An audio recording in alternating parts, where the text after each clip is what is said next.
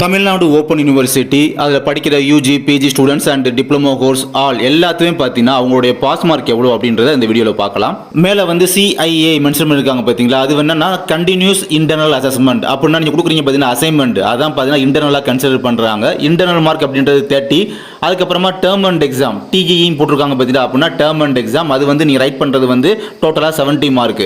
அப்போ internal plus external mark பார்த்தீங்கன்னா 30 + 70 = 100 marks அப்படின்னு தான் டோட்டல் மார்க். ஓகேங்களா?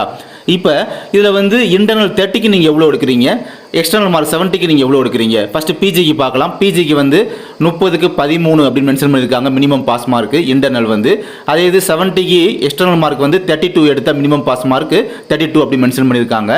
டோட்டலாக அக்ரிகேட் மினிமம் பாஸ் மார்க் பார்த்தீங்கன்னா 50% மென்ஷன் பண்ணியிருக்காங்க. ஓகேங்களா? 100க்கு 50% மினிமம் பாஸ் மார்க் மென்ஷன் பண்ணியிருக்காங்க.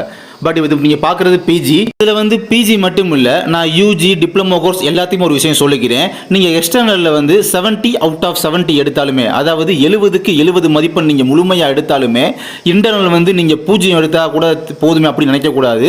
இன்டர்னல் மார்க் கண்டிப்பாக நீங்கள் வந்து அதுக்கு தேவையான அசைன்மெண்ட் அப்படின்றது கண்டிப்பாக நீங்கள் கம்பல்சரி மஸ்ட்டு சப்மிட் பண்ணி தான் ஆகணும். ஓகேங்களா? நீங்கள் 70க்கு 70 எடுத்தாலுமே அசைன்மெண்ட் அப்படின்னு கண்டிப்பாக சப்மிட் பண்ணி தான் ஆகணும். ஏன்னா இன்டர்னல் மார்க் அப்படின்றது கண்டிப்பாக அவங்க கம்பல்சரி வந்து அவங்க வந்து கன்வெர்ட் பண்ணி தான் தீருவாங்க. அப்படி ஒருவேளை நீங்கள் வந்து அசைன்மெண்ட் சப்மிட் பண்ணலை, எக்ஸ்டர்னல் மார்க் மட்டும் நீங்கள் எக்ஸாமை ரைட் பண்ணிட்டு விட்டுட்டீங்க அப்படின்னா ரிசல்ட் வரும்போது பார்த்தீங்கன்னா உங்கள் மார்க் பப்ளிஷ் ஆகும்.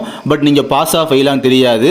அசைன்மெண்ட் சப்மிட் பண்ணாதனால இன்டர்னல் அப்படின்ற இடத்துல வந்து ட்ரிபிள் அப்படி சொல்லி மென்ஷன் பண்ணி கொடுத்துருவாங்க.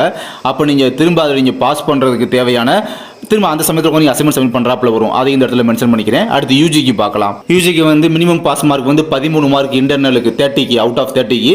70க்கு பார்த்தீங்கன்னா எக்ஸ்டர்னல் வந்து 25 மார்க் எடுத்தால் பாஸ். டோட்டலாக ஓவராலாக 100க்கு பார்த்தீங்கன்னா 40% minimum pass mark aggregate mark எடுத்தால் நீங்கள் வந்து பாஸ். அடுத்து பிஜி டிப்ளமோக்கும் இன்டர்னல் வந்து அவுட் ஆஃப் 30க்கு வந்து 10 மார்க் எடுத்தால் பாஸ். அப்புறம் எக்ஸ்டர்னல் வந்து 70க்கு நீங்கள் வந்து மினிமம் பாஸ் மார்க்கும் 32.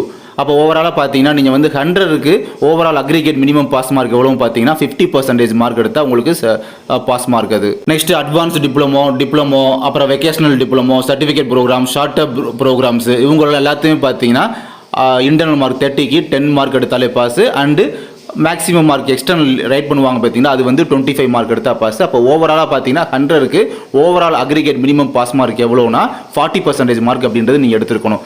அந்த அக்ரிகேட் பாஸ் மார்க் அப்படின்றது பார்த்தீங்கன்னா பெர்சன்டேஜில் அவங்க மென்ஷன் பண்ணி சொல்கிறாங்க இவ்வளோ பாஸ் மார்க் எடுக்கணும்னு சொல்லி. அண்ட் இவங்க ஓவராலாக மென்ஷன் பண்ணியிருக்கிற அந்த எக்ஸ்டர்னல் 70க்கு இந்த 25 32 மார்க் எடுத்தால் மினிமம் பாஸ் மார்க் சொல்லியிருக்காங்க பார்த்தீங்களா, அந்த 25 32 நீங்கள் எடுத்தாலுமே அசைன்மெண்ட் அப்படின்றது சப்மிட் பண்ணால் மட்டும்தான் உங்களுக்கு வந்து பாஸ் ஆர் ஃபெயில் அப்படின்றது ரிசல்ட்டில் உங்களுக்கு தெரிய வரும். தேங்க்யூ.